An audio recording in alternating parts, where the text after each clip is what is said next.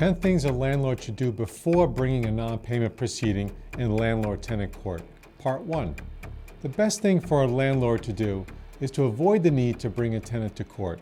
However, inevitably, even if a landlord does everything correctly, there may be tenants who will fail or refuse to pay the rent. The following top 10 list describes things that a landlord should do before bringing a non-payment action. Some of these things will help the landlord avoid the need to bring a non-payment action, while others will allow for success in the non-payment proceeding. Number 1, address tenants' requests or complaints. If your tenant comes to you with a repair or lack of heat or hot water issues, and you confirm the issues exist, quickly and properly fix the problem. In many instances, tenants will withhold rent because a landlord will not take their complaints seriously.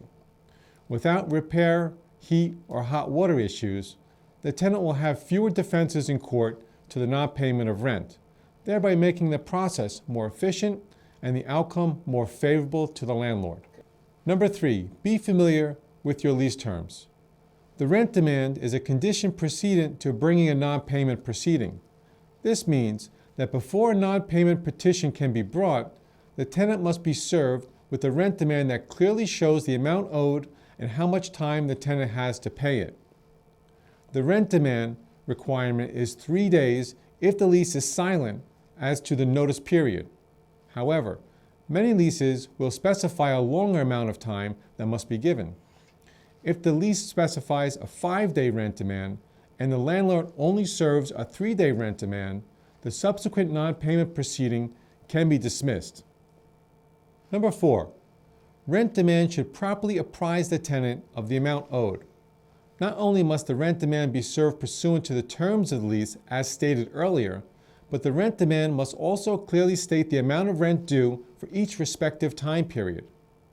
A faulty rent demand may result in the dismissal of a non-payment action.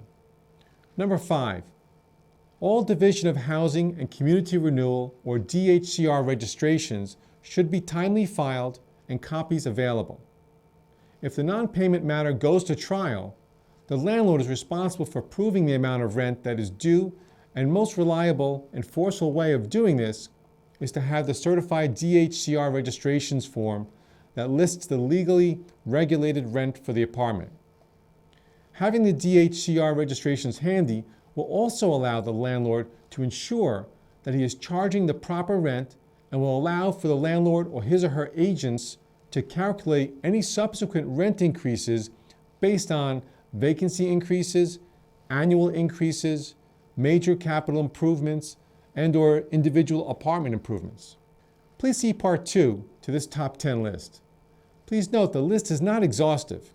Each tenancy is unique, and we strongly advise you to consult with an experienced landlord attorney regarding your specific matter. The attorneys at James G. Dibbini Associates have over 20 years of experience in the area of landlord-tenant litigation and urge you to call or email our office today with any questions about your landlord-tenant issues. Thank you.